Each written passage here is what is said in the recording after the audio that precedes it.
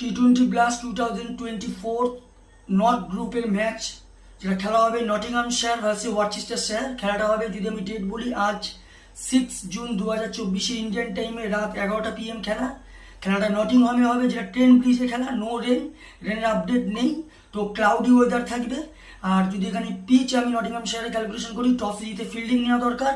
Fielding এখানেই সব থেকে বেস্ট অপশন হবে, হাই স্কোরিং রান হয়। তো নটিংহামশায়ারের ক্যাপ্টেনশিপ করছে জয় ক্লার্ক, আর ওয়ারচেস্টারশায়ারের ক্যাপ্টেনশিপ ব্রেট অলিভিরা।